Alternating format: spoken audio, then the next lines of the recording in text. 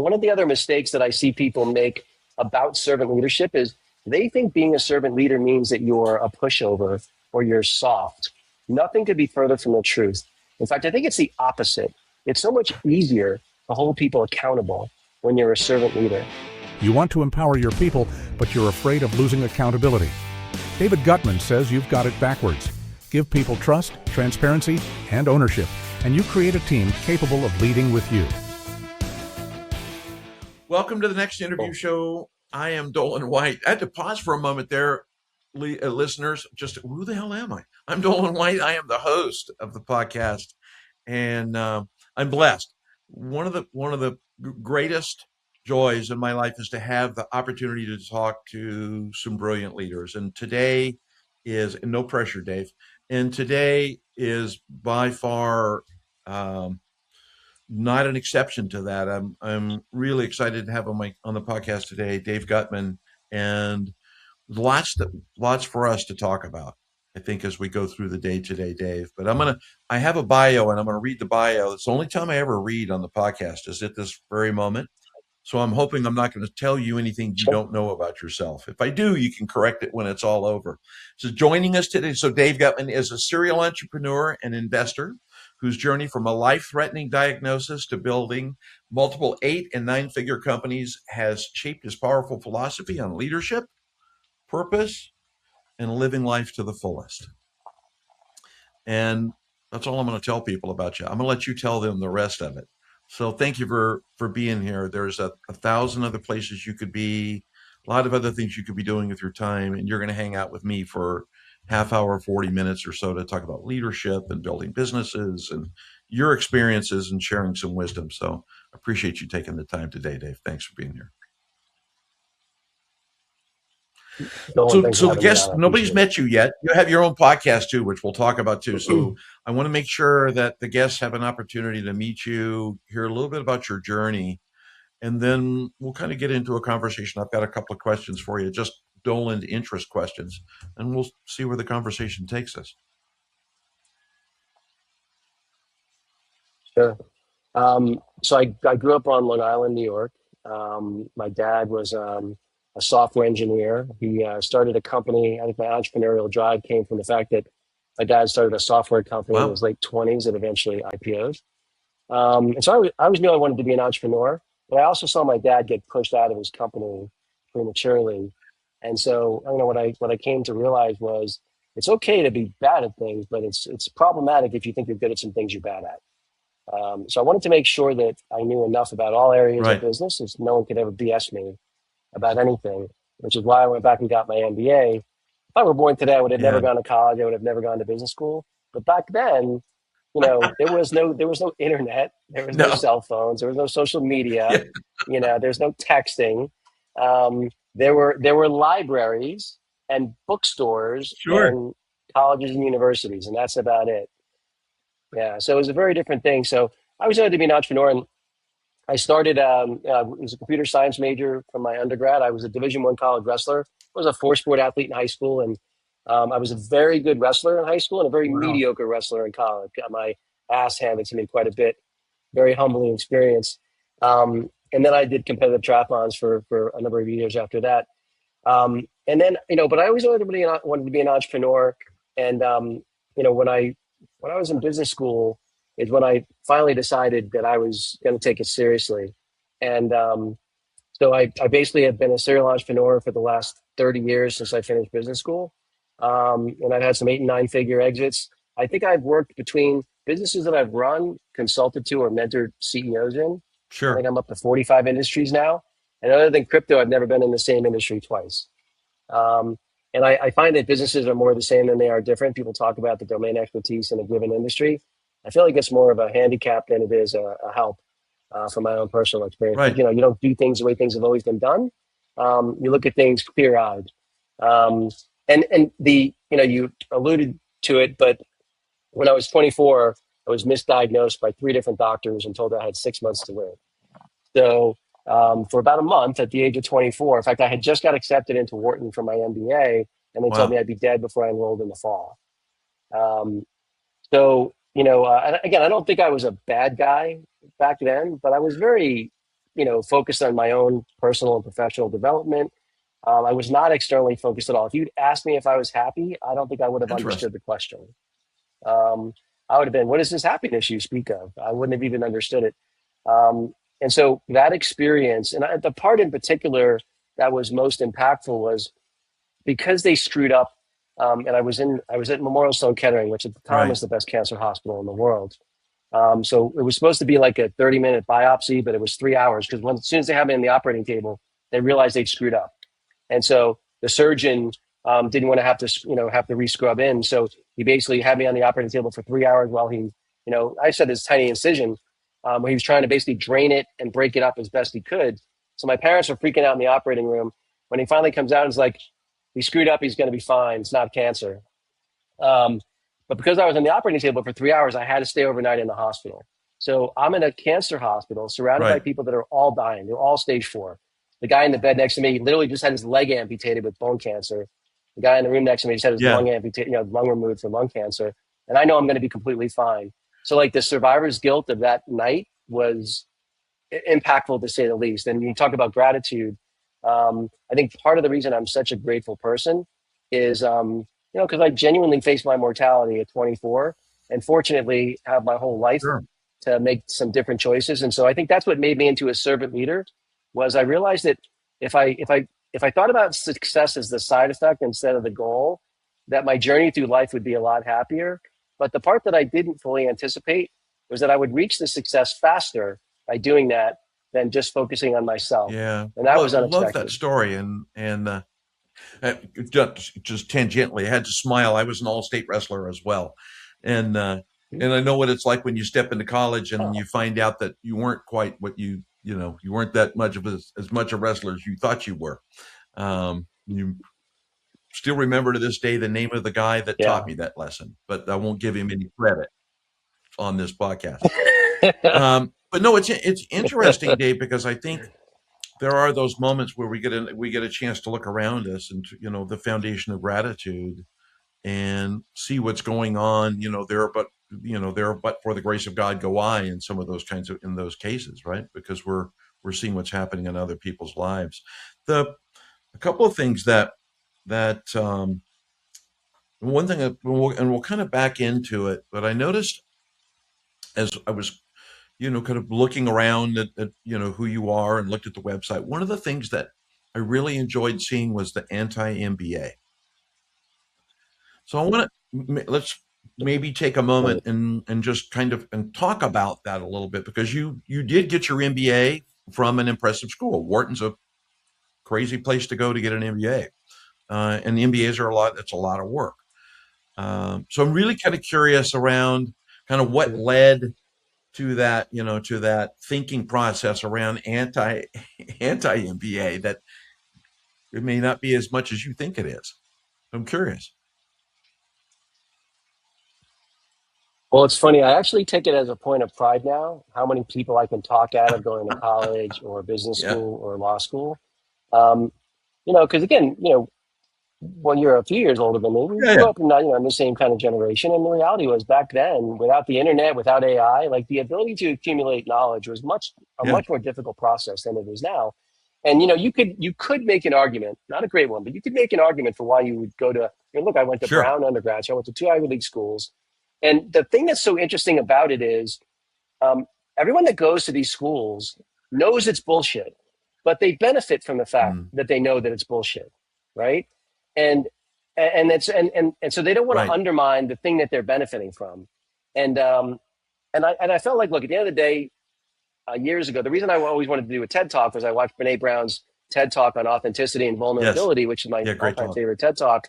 Um, and so I'm like, I'm an authentic guy. And so it's like, hey, I need to be real with people, right? So I actually ripped up my Wharton diploma live on a podcast about 10 months ago to Wow. demonstrate how serious I was about the fact that, and people are like, oh, you ripped up a copy, right? I'm like, no, that was the original. um, and, Sure. it didn't change the fact that I went there. But the reality is, the, especially if I was going to go into corporate finance or investment banking, yeah, the Wharton education would have been of some modest utility. But being an entrepreneur, it was almost useless. I mean, literally, none of my professors, none of my entrepreneurial Yeah. professors were actually entrepreneurs. And the thing about knowledge acquisition is you learn better by doing than you do any other way. And when you really think about it, education is backwards. We teach people the concept, and then maybe they then do some stuff, but it should be the other way around.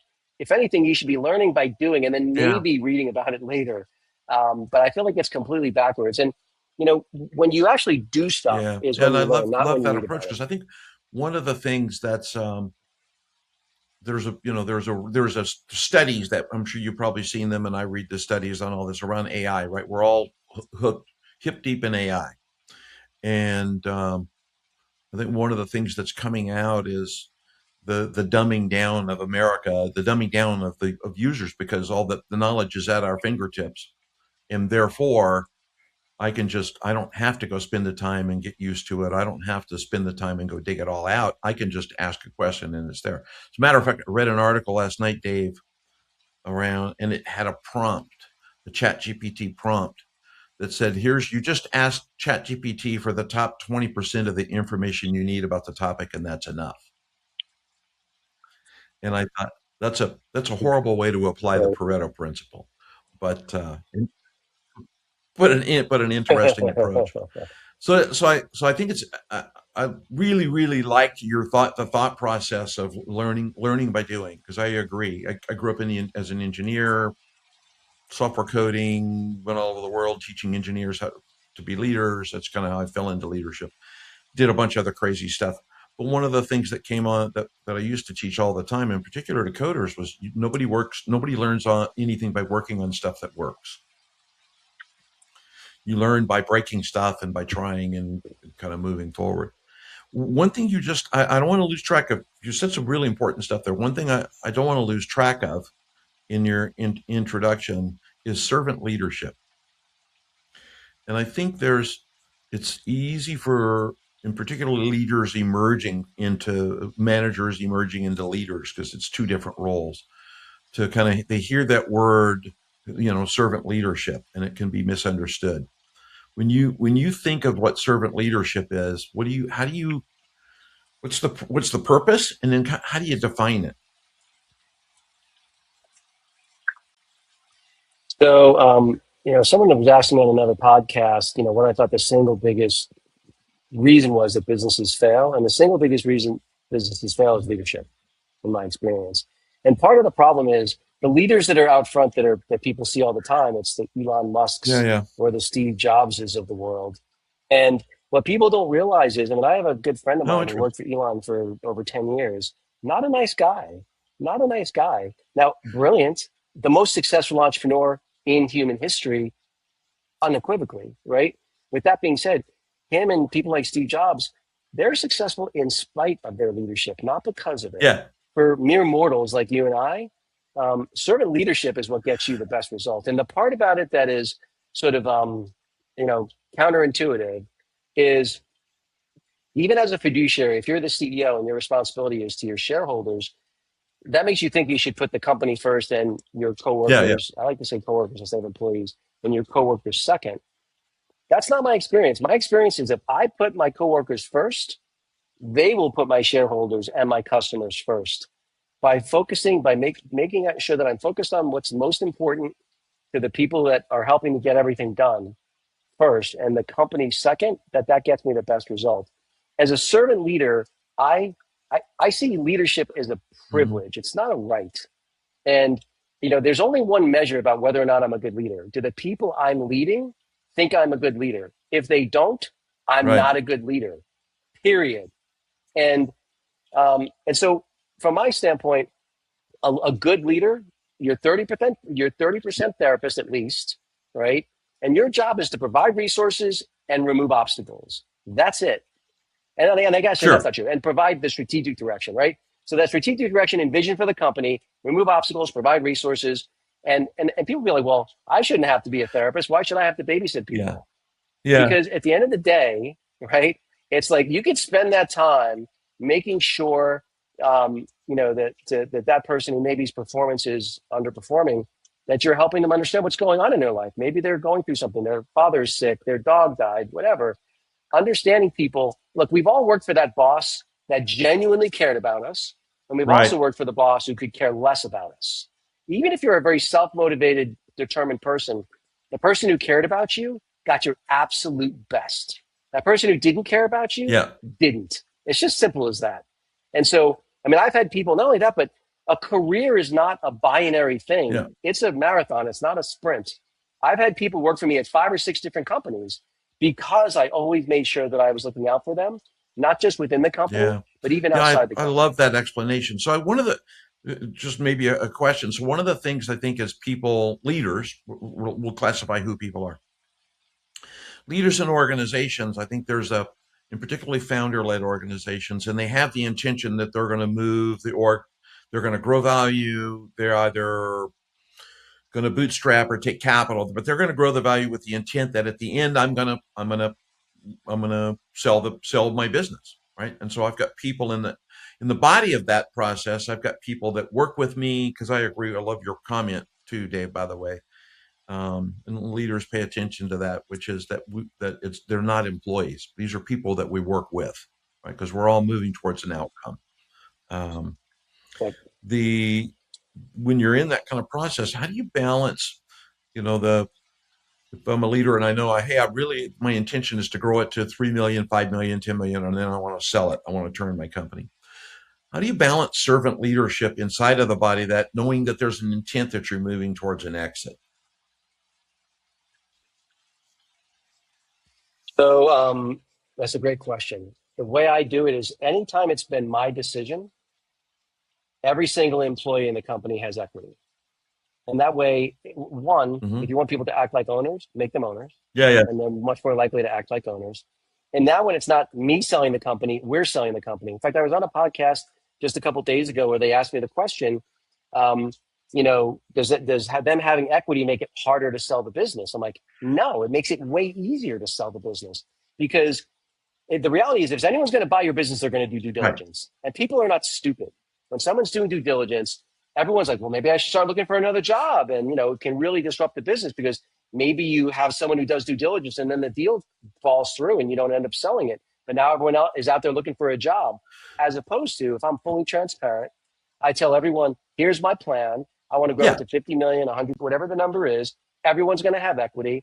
I actually, as a rule, when it's me making the decision, I have, after my quarterly board meetings, I have an all hands company meeting the week after the board meeting, and I give the same presentation to the employees that I gave to the board of directors. Because the way I look at it as a servant leader, and because every employee is a shareholder, I'm as beholden to them as I am to my board of directors.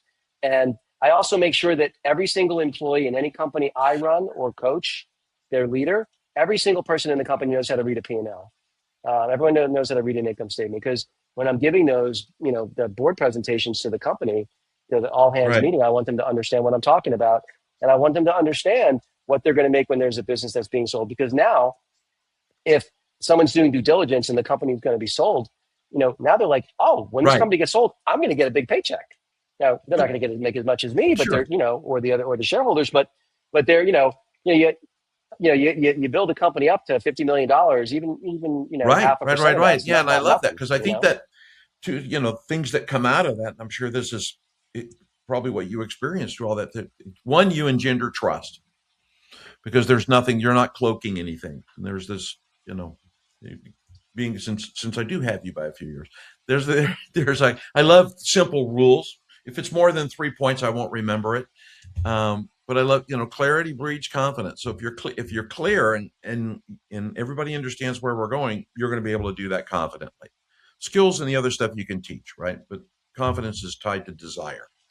So when you're doing that, and I love that, because one of my most fun was to bring in consultants and teach them P&L, because it really helped them understand bench and backlog and numbers and billables and what it meant, and travel, and how it all kind of boiled down, and how it equated to how they get paid, and how they actually made more money, how we do better, and how we perform at a better pay cadence. So it makes me smile to hear that you say that, because that level of transparency, I think, is rare in a lot of organizations. Matter of fact, not long ago, I was working with a client. The client literally said, "Don't show anybody the numbers." And I've had that battle at many of the companies I've gone to work for. And one of the things that's frustrating is people that don't have the experience. The one thing I can tell you for a certainty, like I'm not pretty sure, I'm not mostly yeah, sure, I am positive that if you give away 10% of your company to your employees, you will increase the value of your company by significantly more than 10%, 100% of the time. And people are like, I don't want to give it away.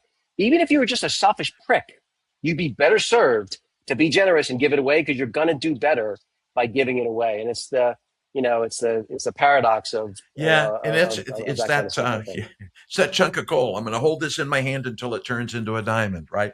I'm going to do this until it's going to be a diamond someday. This is going to be a diamond. So when you're working, and I love this conversation, when you're working with clients, David, and in the businesses that you've grown, there's a couple of ways to look at it. There's that I want my company. There's a legacy company I'm building, and then there's a company that I'm building, ultimately, possibly with an exit, right? Because exits, a lot of things go into that. And you're working with that founder, and they don't know which way they're going. This is fresh from a call this morning. That's why I was looking forward to today's call. We had to have that conversation around where are you going, and they don't know that.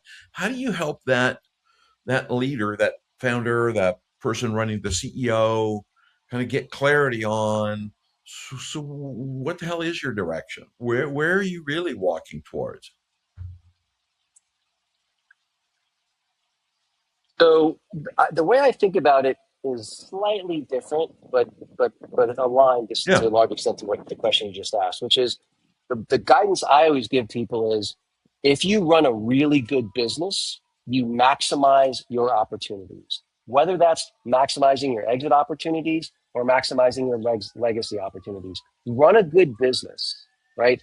Understand where you're going, and what you're going to need to get there. Like one of the things that frankly has shocked me over the years is, I mean, I've probably worked with Hmm. 75 businesses over the years. Um, and I would say 95% of the ones that are doing less than 25 million in revenue do not have a budget. And which boggles my mind. I don't know how you run a 10, 15, $20 million business without a budget, but most companies do. And what ends up happening, and actually one of the things that's really kind of interesting is Right. the companies that are profitable are the ones that are the most sloppy because they have that wiggle room because they're profitable. They can get away with not, Yeah. Yeah. tracking every nickel and dime that gets spent.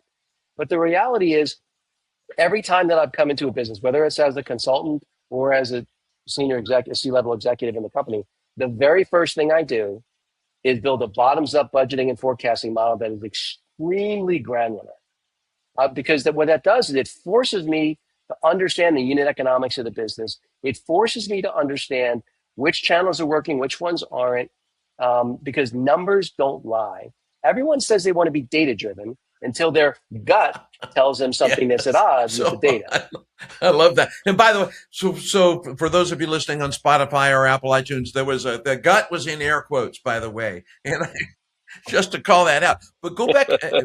So leaders, grab your whatever device you're listening on. In the lower left corner, there's a circle with a number in it that rewinds, and go back, hit that thing like 3 times, and roll forward and listen to what Dave was talking about again. Listen to it at 1x. Don't do 1.25 or 1.5. Do it at 1x so you hear the words clearly. But that's a I think that's a really important point because there is that tendency sometimes for a leader to say, "Hey, my gut tells me," when everything else around you says something entirely different. And I used to tell my folks as a CEO, what you're hoping for at the end of the day is that my guess is good guess, and that half of the guesses I make are good guesses, and half of those guesses actually work out. And we're going to do that with data, and we're going to do that with people, and we're going to do that with teams. Go Well, ahead. You were going to. I was going to say that the part that, and again, I'm embarrassed to admit that it took me as long as it did to realize this, but the two most important characteristics I look for whether it's someone I'm going to work with, someone I'm going to Yeah. hire or help one of my companies hire, or someone I'm going to do business with, I look for curiosity and I look for Right. humility. Those are the two most important qualities by galaxies. I'll take Sure. those over skill all day long. Because if you're curious, you might start as the dumbest person in the room, but the most curious person will end up being the smartest person in the room. And the humility thing, and you made this point yourself, Dolan, and it's exactly the right one, which is even if you're brilliant, you're wrong something like 30 to 50% of the time, right? And so how can you be so sure this isn't part of that 30 to 50%? And that's if Right. you're smarter than average, right? And so for me, it's like I have strong opinions, but they're strong opinions loosely held. I'm the easiest person to convince I'm wrong. Show me the premise I have that's wrong. Show me the data I'm looking at that's incorrect. And I'll change my position just like that because I'm humble enough to know because I made plenty of Sure. mistakes. I mean, more like I could remember that I can't, if I'm so emotionally invested in being right, and I like being as right as much as the next person, maybe even more than the next person, but I'm not emotionally invested in it because as soon as I'm emotionally invested in being right, Right. I stop taking in new information and it makes it really hard to pivot. And that's the kiss to death in business is, convincing yourself something's right when the data is showing you otherwise and you're not Yeah. willing to look I at it like because I your like ego that. So slipped. when you're working, so I just wrote down the word attachment. Right. So there's a lot of times there's that I'm attached to it. And it happens at all levels inside of the body of an organization. This isn't something that happens that's just locked into the C-suite people in that level, or founders or board of directors. It happens at every level because it's my idea and I'm attached to it. And therefore I'm going to, whether it's right or if it's not right, I'm going to defend it to the death and we're going to do this. Um, how do you help people, the leaders, recognize that attachment and come to grips with one of the best things about being a leader is not to be right all the time? Um, maybe even to the level of annoyance. Anyone who Hmm. reports directly to me through my entire career, I I'll use the words I aggressively mentor them. Um, and the people that want to Yeah. work for me, they want me to. And and again, I'm leading by example. I mean, I remember I had this situation. One of the guys on my team, he was only 25. He was running my entire marketing team, and I had uh, I had made a mistake, and he called me out on it. And he's like, Dave, like, I don't agree. I don't think we should push back the launch a week. If we do, here are the ripple effects that will happen from that. You didn't include me in this decision, and I'm upset that you didn't. And I was like, Alex, I Yeah. didn't just Yeah. fall on my sword. I fell on my sword hard. I was like, you're 100% right. I'm reversing my decision. It'll never happen again. Awesome. And and Alex was like, oh, okay. And now, what do you think Alex is going to do when a similar situation comes to him? Yeah. Right? He's going to do the same thing. And so, because again, it's like my daughter, as I think we were saying off camera, I said I'm my own harshest critic, except my daughter. Um, she does not like to give me compliments. To say that she already thinks I hold too high an opinion of myself, and her job is to keep me humble. And trust me, she takes her job very seriously. Um, but she was around 9 or 10 years old, and in a moment of weakness, she calls me Podge. I don't know where the nickname come from. She calls me Podge. She's like, Podge. She's like, you're a really good parent. How do you know how to be a good Wow. parent? One, I was shocked she gave me a compliment. But I didn't want to screw up my answer because I'm like, when she's 35, I know she's going to remind me about what I said, right? So I thought about it probably for about 30 seconds, and I said, this is a good question, honey. I said, it's really simple. Everything you do, everything parents do that you like, do that. Everything you do that your parents hate, do the opposite. If you can just do that, show up, be present, and be loving, that's 95% of it. And I feel like leadership is much the same thing, which is lead how you want to be led. It's not that complicated. You know what the right thing to do is, but you got to like get out of your own way. And sometimes it's hard to do the right thing. One of the other mistakes that I see people make about servant leadership is they think being a servant leader means that you're a pushover or you're soft. Nothing could be further from the truth. In fact, I think it's the opposite. It's so much easier to hold people accountable when you're a servant leader. Now, I do think that one of the other things that I think is an earmark of being a good servant leader is I deflect Yeah. as much credit as I possibly can, and I Yeah. absorb as much blame as I possibly can. I think good servant leaders do that. But at the end of the day, I have no problem holding people that work for me accountable, and they know that. I'm no pushover, but um, it's I'm giving them the autonomy to make the decisions, but then they have the Yeah. I responsibility of really those like that because I decisions. think that's very, very important. One of the things that I think that damages teams rapidly is not having the willingness to have a candid conversation, which use candor, right? It's not a. I used to tell my team all the time, and until Yeah, you tell me I'm short and overweight, it's all good. If you tell me I'm short and overweight, you're probably going to piss me off. But other than that, I'm, we're good. We're kind of good with everything else. But I really like that, Dave, because I think one of the things I think a lot of leaders have a tendency they withhold for fear of hurting someone's feelings.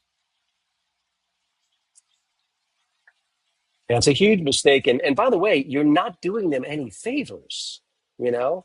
I mean, look, I've had to fire people that are friends of mine. Okay. And by the way, I've probably hired Sure. and fired over 1,000 people in my career.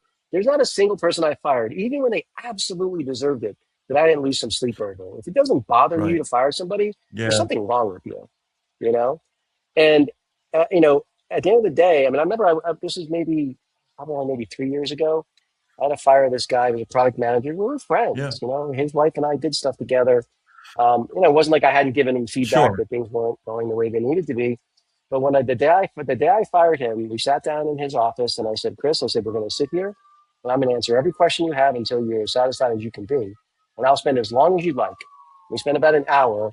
And at the end of it, I wouldn't say that he was happy about the situation, but he understood it.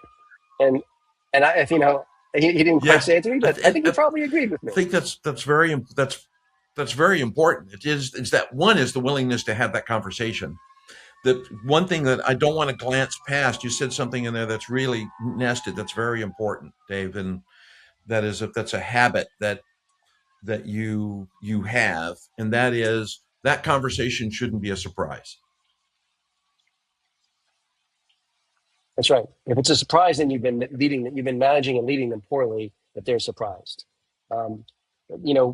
occasionally, even when I've been giving someone consistent feedback, if someone has their head in the Well, sand enough, sometimes they're still surprised. But with the rare outlier exception, yeah, they should never be I would agree. And surprised. there's times, and I think when they're surprised in those moments when you're giving feedback and they have the appearance of being surprised, it's more about deniability than are you talking really? It's like yes, no, I'm talking to you again about the same thing. Here we Yeah, go.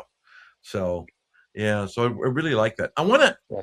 if we can, I want to kind of shift just a little bit because it ties into what we're talking about from a leadership perspective.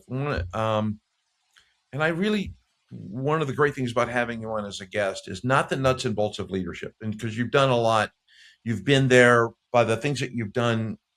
You've clearly set an example of what a leader sets, right?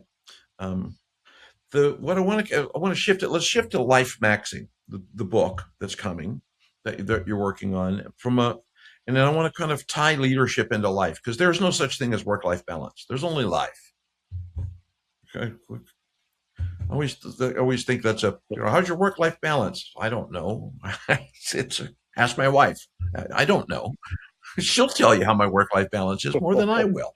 Um, so I'm really kind of curious. One is the book is you're in process on the book, and I'm really kind of curious about first of all what is life maxing, and then what what's the desire, what's the inspiration that brought you to that willingness and desire to write the book to bring this story out to the public. There's always something back behind it that you own that lives inside the heart. So, you make a really important nuanced point, Dolan, and that is that you can't be a mentor in just one realm. You can apprentice in one realm. Like Sure. someone is an expert, maybe they're really strong in business, but their physical health is terrible, or they're really fit, but their personal relationships are terrible, or whatever it might be. And so if I'm getting career advice from someone, And they're oh yeah, don't go to your son's little league baseball game. Ah, that's not important. Stay at work. Well, is that person I really want to be taking Right. professional advice from, even if they're successful?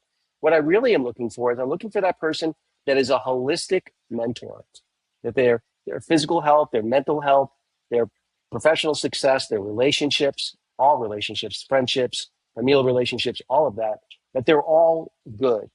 And I I sought out that mentor for most of my entire career. I finally gave up around 50, and again, I'm still open to the possibility, because really what I'm looking for is I'm looking for a version of me Sure. that's like 15 years older and more experienced, that can help me, avoid some of the pitfalls. I mean, the best way to learn about something, to avoid mistakes, is from someone else's mistake, not Yes. your own, I'll give you an in a amen perfect on world, that. There you right? go. Yeah. Um, you remember this. Yeah. And so that was part of it. And then one of the kids who I was mentoring, and I mentioned this off camera, he's one of the most exceptional human beings I've ever met. Dropped out of high school at 15, started an AI agentic company, already doing seven figures. He just turned 18, and him and I are co-authoring the book together. And what it really is, and he's, like I said, he's already an exceptional person, already Wow. mentoring people himself at the age of 18. But what I think I represent to him Good. is that holistic mentor, right? And so this book is kind of his and my journey together in our mentorship journey. Because I don't know if you know who clavicular Hmm. is. That's where the word maxing got popularized. But it's this Hmm. jackass kid who's hitting himself in the face with a hammer. Okay. So when people taking life advice from a kid hitting himself in the face with a hammer, or Andrew Tate, or even Yeah. someone like a Jordan Good. Peterson, not a happy guy, right? Like and so the idea was, hey, if we could create a book and because the target audience is really, males between 15 and 25, um, and where they really are looking for, Sure. some guidance, but they oftentimes don't want to get it from their parents, because you know how kids are; they Of don't want to course. hear it from their parents a lot, especially when they're younger. Um, and oftentimes their parents are Okay. not themselves very good holistic mentors, because their lives are not, Yeah. well rounded, if you will. And so that really was the impetus for it. And Joey was had originally written, believe it or not, he written a 300-page book all on his own, Yeah. that he shared, about a similar topic. And I was very honest with Joey, because I love the kid. I said, look, there's a lot of really great content here. I said, but you're also wrong about a bunch of things. And not, and again, what I love about him is the strong Sure. positions loosely Sure. held. And so what him and I did, that I think was, we used AI to write the book. The book will be finished by the end of the month. But the way we did it was, we didn't we came up with the outline of the 40 chapters. So basically there's 5 sections. There's a section on health, there's a section on let's legacy, there's a section on Sure. I'll just call it financial success, relationships. So there's 5 sections, and we came up with the 40 chapter outlines first. And then what we did was, we had a 1 hour, it was somewhere between a conversation and a debate, more like a conversation Yeah. than it Yeah. was a debate, because we agree on more than we disagree on. And then we took those transcripts from those 1 hour conversations, and we had 40 of them, and we fed them through AI to basically help us. And then we basically just Yeah. edit and re-edit the content. And so it basically was his mentorship journey with me, having these 40 hours of conversation. And both of us I'm telling you, I would have I love that. murdered to have this book when I was a kid. It's one of the things I'm the most proud of, is how useful I think this book is going to be. And I think that kids have never needed it more. And one of the things that's really interesting to me about Hmm. AI that people are underestimating, when you talked about the Pareto principle, there's the 80 Yeah. 20 rule. 20% of the Right. people are going to achieve everything, right? The part that's different is anyone who chooses three things. If they choose to be humble, and I argue humility is a choice. They choose to be curious. Everyone starts out curious. Yeah. Education beats it out of them sometimes, but everyone starts out pretty curious. And if you choose to embrace AI, everyone can be in that 20%. Anyone who chooses to can be in that 20%. It's a choice. And it's never been more true than it is today. And so to me, I get why people are afraid of AI, and there's plenty to be afraid of. Are we going to have a Skynet situation, or are we going to Yeah. Yeah. have, whatever? But um, they always want to hope for the best and plan for the worst. But the reality is, if you know how to embrace AI, and most people don't, that's part of what we're teaching in the LifeMaxxing book. Is because here's the thing about it. Um, if you Right. give me a topic, it doesn't matter what the topic is. Let's say it's Right. email marketing. Okay, something I don't know that much about. If you give me 90 days with AI and the internet, I can be in the top 10th of the top 1% of people in the world Absolutely. about knowledge about that topic. Okay. That's never been Yep. true in human history, but it's true today. And people don't realize what a gift that is. You and I grew up going to libraries with the Dewey Decimal System, trying to check out the book. Oh, that book was written 10 years ago and Right. someone checked it out. Come back next week. Maybe it'll be here. Like, that's how we accumulated knowledge. People take it for granted how easy it is.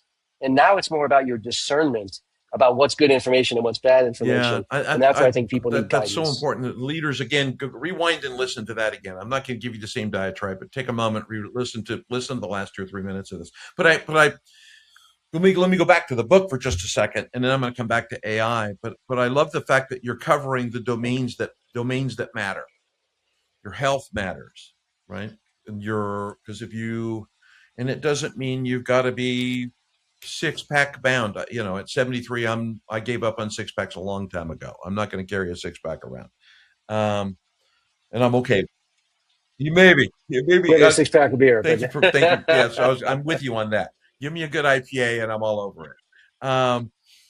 But the fact that it does cover the domains. The one thing I think that I will echo with you is I do believe strongly that there is a need for the youth, for the emerging generations, to have access to this kind of knowledge and input and insight, because when we think about go back to the anti-MBA that we talked about earlier. When we think about what's taught is not what's contained that you and this other young man are talking about. This is not the principle in there on how do you live a holistic life, because all of these areas hook together.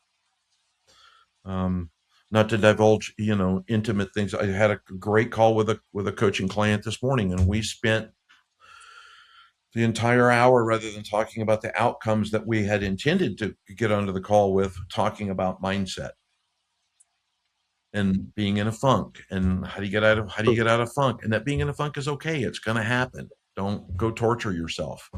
Um, well, Dolan, it's interesting you say that because, of the 40 chapters, I think Love that. 13 of them are around mindset. Um, and actually, that Yeah. section of the book is called Mind Cool. Maxing, right? And, um, and, it's everything from how do you think about risk? How do you make decisions? It's like people, it's as an example, right? The spoiler alert for the book. People get risk completely backwards. They over index on the thing that they think is risky, and they under index on the thing that they think is not risky. And so they think about something like, as an example, buying a home. People see that as Sure. as a safer bet to go. That's way less safe than renting when you really think it through. And again, that's not to say Sure. that there's no reason to buy a house. That's not what I'm saying.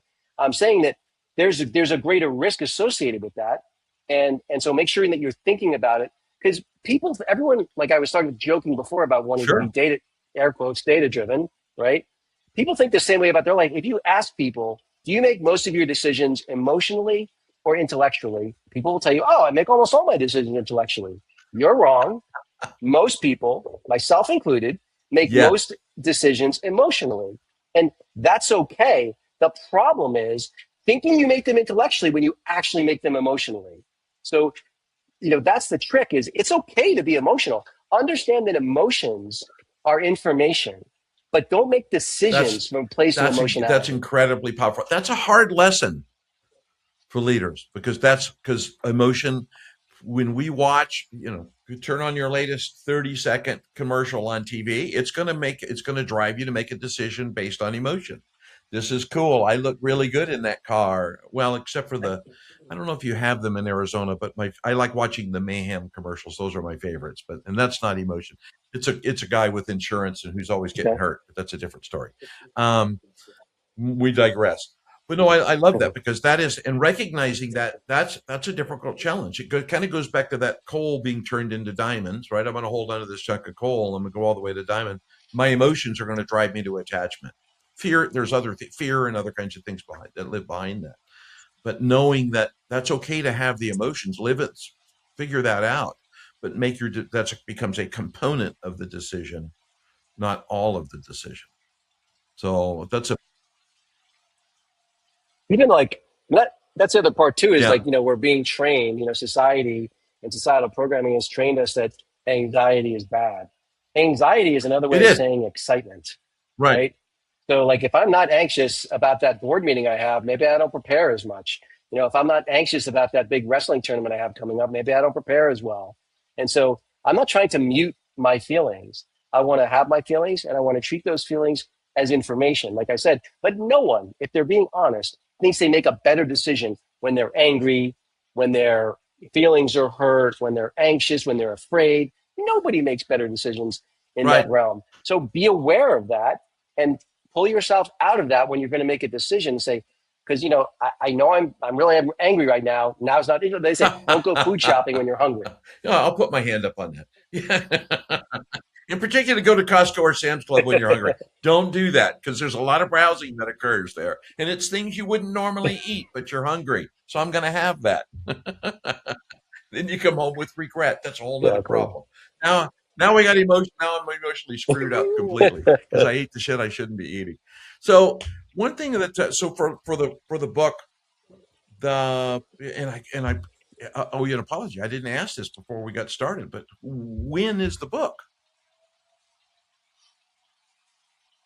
The book will be finished by the end of the month. It'll probably get actually published by mid-August, but it'll be Okay. All done right. So by the one end of of the July. things that I'll make a commitment on air now to support the launch of the book and support getting it out to the audience and getting it out to my leaders because I love the insights and in particularly the group that you're targeting, that group that's emerging into life, not just emerging into leadership, but emerging and learning. And it has to have been a blast for you two guys to work together on it. Just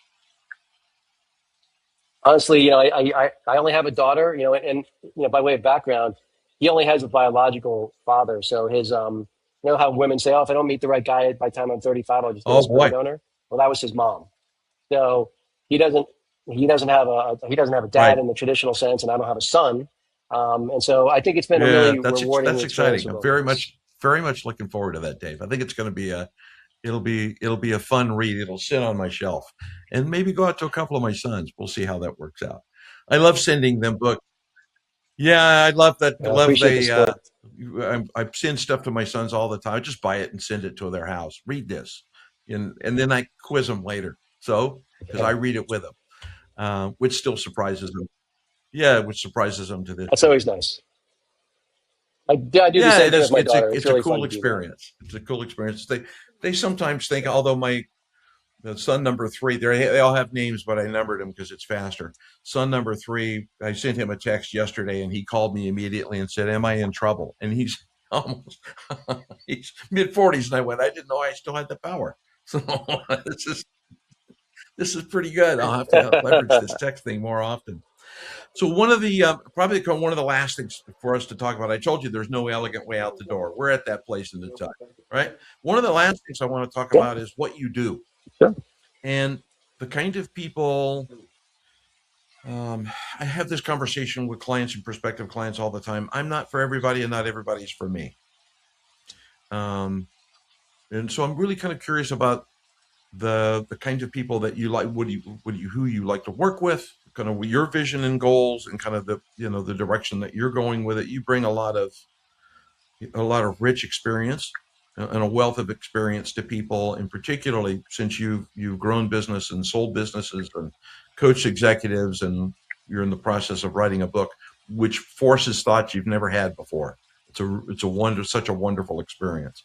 So I'm really kind of curious, just for the sake of the listeners, how they would engage you, what you like to be engaged about, and where it may not be a fit.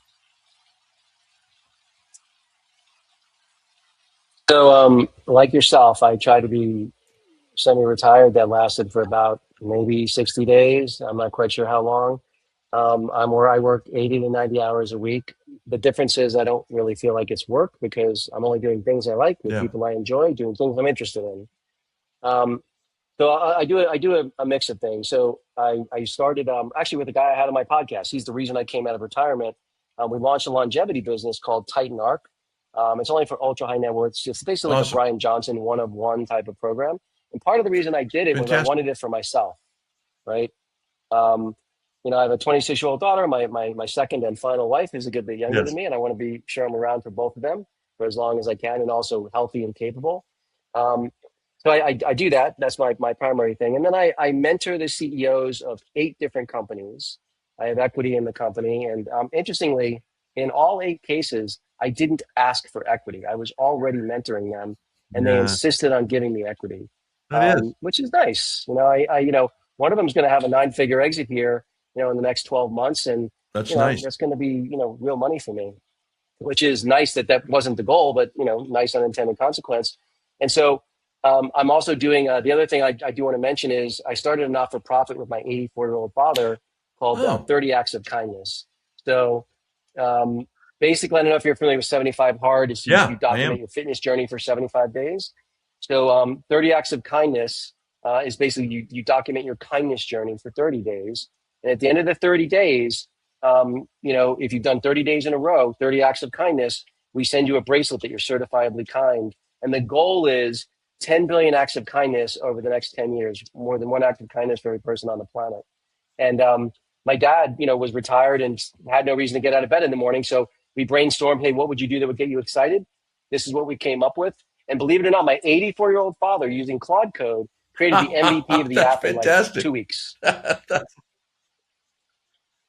So that's gonna launch August 1st. oh, I So love really that. excited about that.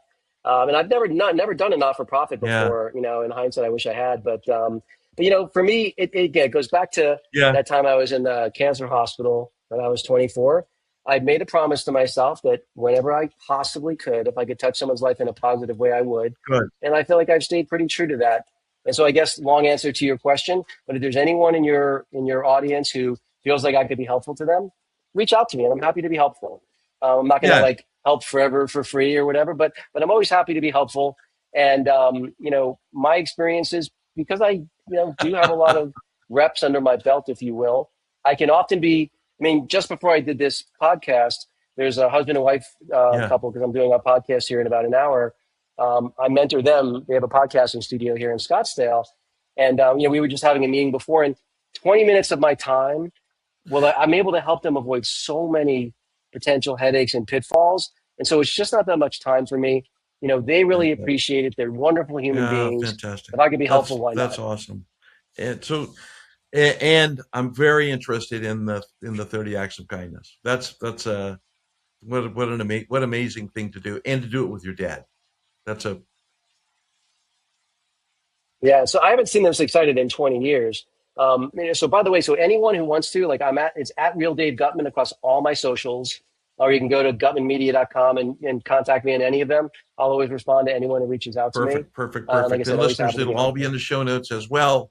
So if you go to any of the platforms that you're listening to the podcast on, go to the bottom of the show notes, and how to get to Dave will be is it is in there. There I'll have several links into all kinds of different things, and then we'll also do follow up, Dave, when the book comes out, and then when the business launches, when your nonprofit launches Absolutely. with your father. I'll get in on both.